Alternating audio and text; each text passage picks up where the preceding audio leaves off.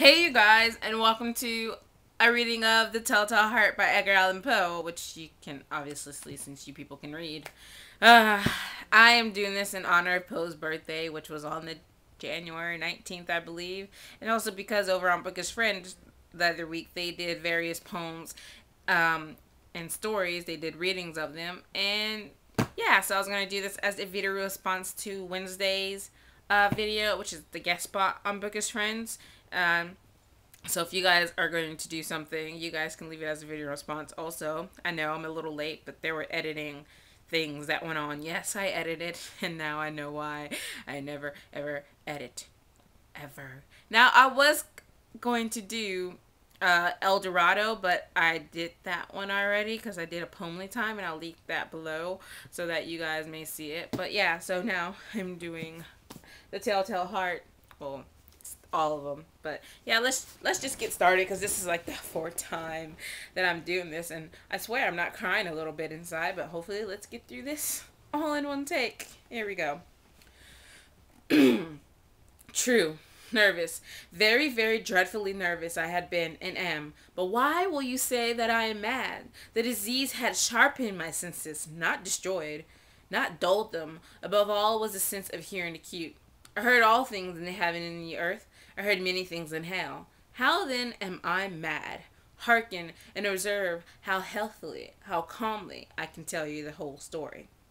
It is impossible to say how first the idea entered my brain, but once conceived, it haunted me day and night. Object, there was none. Passion, there was none. I loved the old man. He had never wronged me. He had never given me insult. For his goal, I had no desire. I think it was his eye. Yes, it was this. He had the eye of a vulture, a pale blue eye with a film over it. Whenever it fell upon me, my blood ran cold. And so by degrees, very gradually, I made up my mind to take up the life of the old man, and thus rid myself of the eye forever. Now, this is a point you fancy me mad. Madmen know nothing, but you should have seen me. You should have seen how wisely I proceeded, with what caution, with what foresight, with what dissimulation I went to work. I was never kinder to the old man than during the whole week before I killed him, and every night, about midnight, I turned the latch of his door and opened it, oh so gently, and then, when I had made an opening sufficient for my head, I put in a dark lantern, all closed so that no light shone out, and then I thrust in my head. Oh, you would have laughed to see how cunningly I thrust it in. I pushed it slowly, very, very slowly, so that I might not disturb the old man's sleep. It took me an hour to place my whole head within the opening, so far that I could see him as he lay upon his bed. Ha! Would a madman have been so wise as this? And then, when my head was well in the room, I undid the lantern cautiously, oh so cautiously, for the hinges creaked. I undid it just so much that a single thin ray fell upon the vulture eye, and this I did for several long nights, every night, just at midnight. But I found the eye always closed, and so it was impossible to do the work, for it was not the old man who vexed me, but the evil eye. And every morning, when the day broke, I went boldly into the chamber and spoke courageously to him, calling him by name in a hearty tone, and inquiring how he had passed the night. So you see, he would have been a very profane old man indeed to suspect that every night, just at 12, I looked in upon him as he slept. Upon the 8th night, I was more than usually cautious in opening the door. A watch's minute hand moves more quickly than did mine. Never before that night had I felt the extent of my own powers, of my own sagacity. I could scarcely contain my feelings of triumph.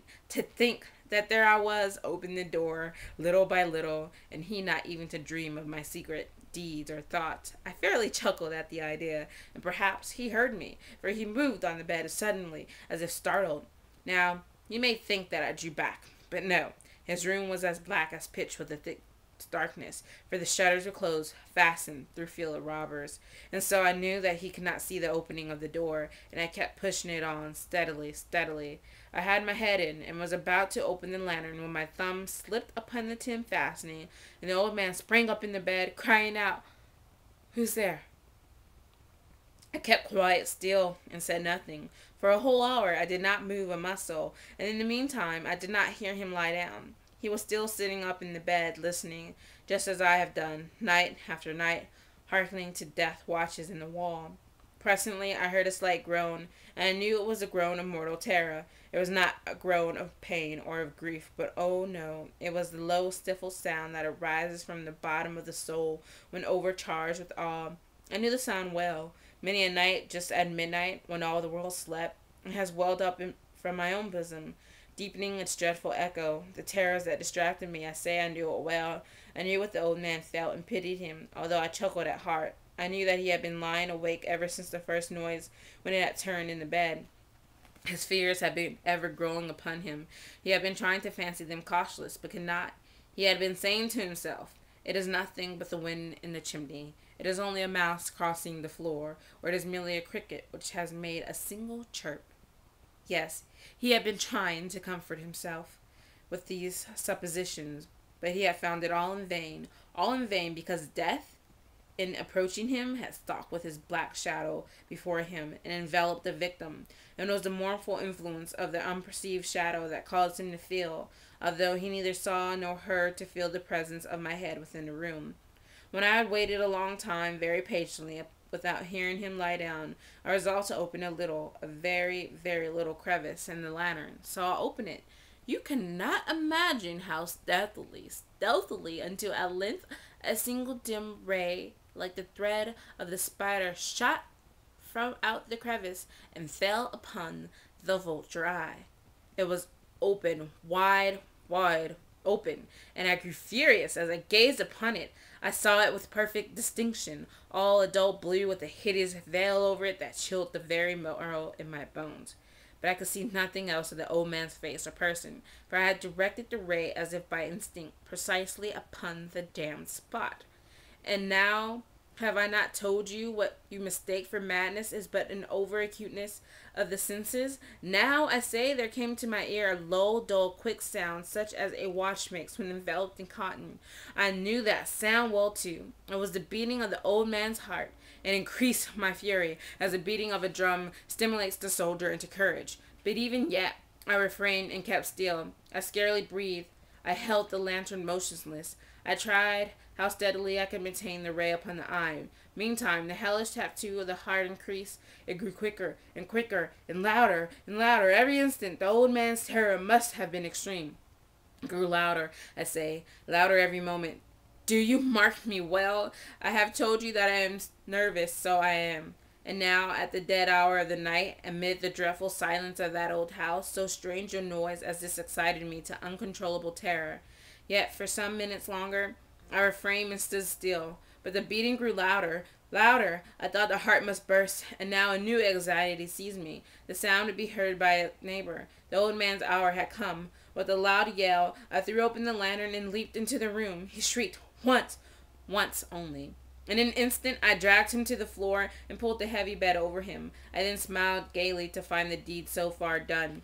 But for many minutes the heart beat on with a muffled sound. This, however, did not vex me. It would not be heard through the wall. At length it ceased. The old man was dead. I removed the bed and examined the corpse. Yes, he was stone dead. I placed my head upon the heart and held it there many minutes. There was no pulsation. He was stone dead. His eyes would trouble me no more. If you still think me mad, you would think so no longer when I describe the wise precautions I took for the concealment of the body. The night waned, and I worked hastily, but in silence. First of all, I dismembered the corpse. I cut off the head and the arms and the legs, and then took up 3 planks from the flooring of the chamber, and deposited all between the scantlings. I then replaced the board so cleverly, so cunningly, that no human eye, not even his, could have detected anything wrong. There was nothing to wash out, no stain of any kind, no blood spot whatever. I had been too wary for that. A tub had caught all. Ha, ha, ha. When I made an end of these labors, it was 4 o'clock, still dark at midnight, as the bell sounded the hour. They came in knocking at the street door. I went down to open it with a light heart, for what had I now to fear? There entered 3 men who introduced themselves with the perfect suavity as officers of the police. A shriek had been heard by a neighbor during the night. Suspicion of foul play had been aroused. Information had been lodged at the police office, and they, the officers, had been deputed to search the premises. I smiled. For what had I to fear? I bade the gentleman welcome. The shriek, I say, was my own in a dream. The old man I mentioned was absent in the country. I took my visitors all over the house. I bade them search well.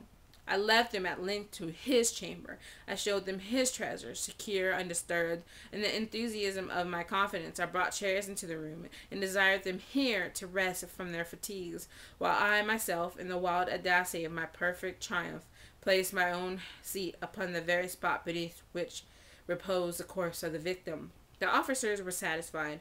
My manner had convinced them I was singularly at ease. They sat, and while I answered cheerfully, they chattered of familiar things. But ere long ago, I felt myself getting pale and wished them gone. My head ached, and I fancied a ringing in my ears. But still they sat and still chatted. The ringing became more and more distinct. It continued and became more distinct. I talked more freely to get rid of the feeling, but it continued and gained definitiveness until at length I found that the noise was not within my ears. No doubt I now grew very pale, but I talked more fluently and with a heightened voice, yet the sound increased, and what could I do? It was a low, dull, quick sound, much such as the sound as a watch makes when enveloped in cotton. I gasped for breath, and yet the officers heard it not. I talked more quickly, more vehemently, but the noise steadily increased. I arose and argued about trifles in a high voice and with violent gesticulations, but the noise steadily increased. Why would they not be gone? I paced the floor to and from with heavy strides. I was excited to fury by the observations of the men, but the noise steadily increased. Oh God, what could I do?